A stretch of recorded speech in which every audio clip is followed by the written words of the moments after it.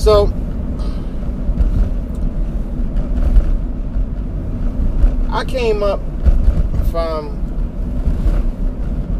a West Indian background slash, I would say, African American background, because my father, he's born in Trinidad and Tobago. My mother, she was born in Brooklyn. So my father and his family and them come to America, they pretty much landed in Brooklyn, Flatbush Avenue, that area, Eastern Parkway side, and Winthrop and all of that. That's where my family was when they first came out here. My pops met my mom's, you know what I'm saying, and from there, life started. They ended up getting, conceiving me and getting married, and then they brought into the world yours truly, Sincere Right Here. You understand? And my father was a very, very, very, very smart guy. He was a hustler all around. He was a Green Beret in the Army. He used to work with a lot of Koreans on Flatbush Avenue, and he would start his own businesses that was, off the paper. Like, he used to sell coconuts on Canal Street. I used to help him cut coconuts. We used to hunt iguanas in Panama and sell them to the locals so they can do what they do, whatever they do with them. Cause I think they used to eat them in Panama, but me, I used to keep them as pets. I love iguanas.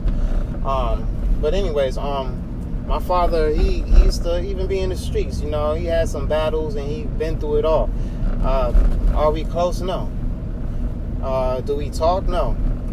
He's like a complete stranger to me now. He showed me a life when I was young that was intriguing to me. He showed me that street life. He showed me how to make a lot of money. I've seen a lot of things through my father. I've seen people get hurt. I've seen a man get chopped up with a machete in Panama one time in the back with a machete. The dude, they was riding in the back of a pickup truck. I was in the passenger seat. Some dudes that was affiliated with my father had an issue with one of these people, one of these guys, and definitely seemed like it was over money or whatever the case may have been. And they tied the man's hands up, and one guy started slashing his back with a cutlass, other known as a machete. And I remember that. I remember one time we went iguana hunting, and in Panama, the trees are so tall, and these iguanas, they like to run up in the trees and hide up in the trees. So some of the guys will shake a tree, and sometimes the iguanas will fall. We'll catch them with the coconut bags. The coconut bags is made with that straw that's real tough. So the iguanas will get caught in that, and we'll wrap them up and boom, and be good. If they get loose, the dog will chase them down or whatever. Sometimes my pops used to pull out a BB gun and shoot them out the trees. I used to hate that, man. But yeah, he used to do it. But there was this one incident where Mario was his name. I remember him. He climbed up in the tree to get an iguana or get coconuts. One of the two. I think, it was coconuts that day. And he climbed the tree, and all of a sudden, he fell out the tree. He was falling.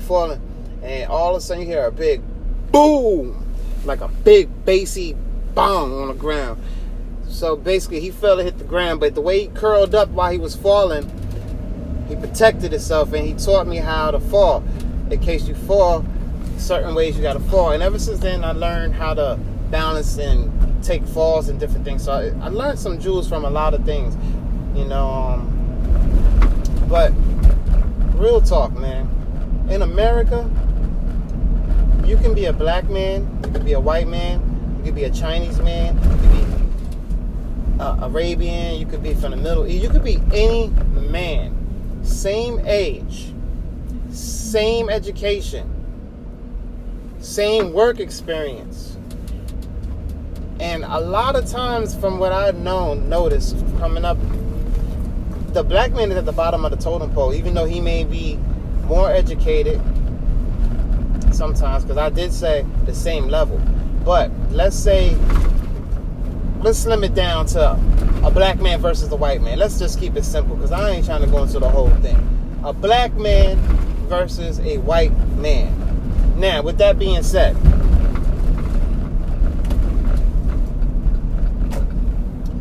You could take a white man that doesn't have that much experience and doesn't have that much education in a certain field, and you can take a black man that has at least a college degree or whatever and some experience in that field,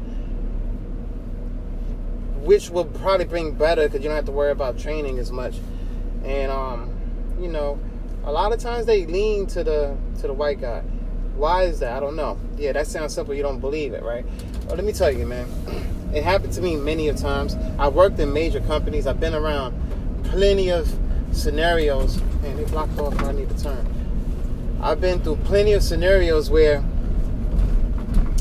they chose somebody with less experience. I have a universal EPA license.